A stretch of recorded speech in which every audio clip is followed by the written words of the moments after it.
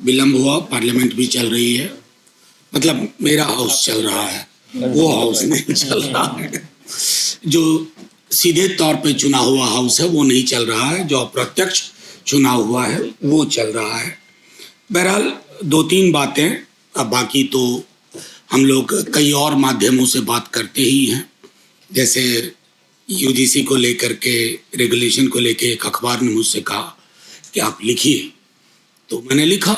मैंने कहा भ्रांतियां, और दिक्कत क्या है कि भ्रांति फैलाने वाले वो ज़्यादा विजिबल दिखते हैं, शोर उस तरह का, और जो एक व्यापक आबादी है शायद उन माध्यमों तक, वो भी अपने आप में एक इनइक्वालिटी का पैराडाइम है जहाँ तक हम नहीं पहुँचते हैं। अभी जब आपके पास आ रहा था तो उस आलेख का हिंदी अनुवाद भी किसी एक प्लेटफॉर्म ने किया है, मैं शेयर करूँगा। बहरहाल तमाम साथियों जिनका रस्टिकेशन हुआ है, please take it as a badge of honour. मतलब बुरा मत मानिएगा, मुझे तो लग रहा है कि हम लोग तो परमानेंट रस्टिकेटेड होते अगर इस तरह की व्यवस्थाएं तब होती तो हमें तो 2 दिन के लिए 3 दिन के लिए अटेंडेंस से महरूम कर दिया जाता था। अगर पुलिस भी पकड़ के ले जाती थी तो हाजत में रखती थी और फतुहा में जाके छोड़ती थी बगैर पैसों के, अब पैदल चल के आओ। मतलब इस प्रकार की व्यवस्थाएं हमने नहीं देखी थी, तभी कल्पना भी नहीं की थी कि ऐसा होगा। हाल के दिनों में एक आलेख लिखा मैंने फ्रंटलाइन में, उसका जन्म मेरे अंदर बहुत दिनों से चल रहा था। 60 के दशक में फ्रांस में स्टूडेंट मूवमेंट हुआ और उस जनरेशन को डिसोबीडिएंट जनरेशन कहा गया।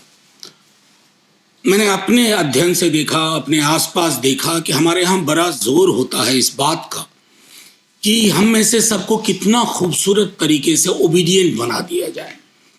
माता पिता यही चाहते हैं कि बच्चा ओबीडिएंट हो, धर्म यही चाहता है कि आप ओबीडिएंट और फेथफुल हो, राष्ट्र भी यही चाहता है कि आप ओबीडिएंट और faithful to the nation dash to the government.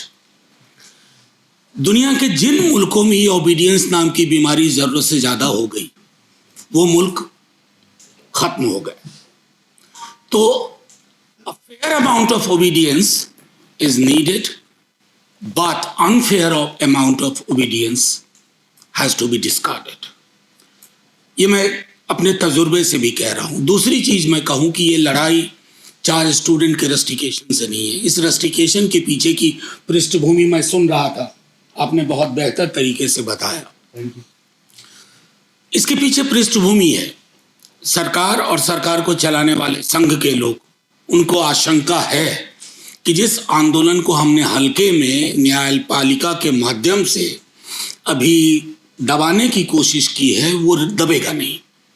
मसलन कल मुझे पार्लियामेंट में बोलना था राष्ट्रपति महोदया के अभिभाषण पर। मैंने कहा कि उस दिन 2 टिप्पणी हुई, आप लोगों ने नोटिस किया या नहीं। एक टिप्पणी हुई यूजीसी रेगुलेशन के तहत, कहा गया कि क्या हम पीछे की ओर जा रहे हैं। ये चीफ जस्टिस ऑफ इंडिया ने कहा, शायद वो समाज नहीं देख पा रहे हैं, हम तो पीछे ही चल रहे हैं भाई। मैंने कल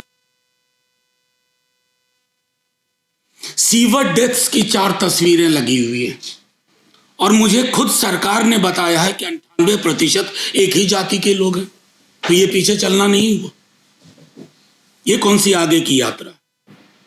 दूसरा, उस दिन एक और टिप्पणी हुई जो हमारे कई लोगों ने नजरअंदाज कर दिया। ट्रेड यूनियन को ग्रोथ का ऑब्स्ट्रक्शन कहा। मैंने कभी कल्पना नहीं की थी कि इस देश में एक चीफ जस्टिस ऑफ इंडिया ये बोल के निकल जाएंगे।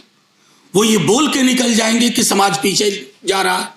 उन्हें पता नहीं है हमारे, बाकी छोड़ दीजिए, जो बड़े बड़े विश्वविद्यालय हैं वहां मेस बटे हुए हैं।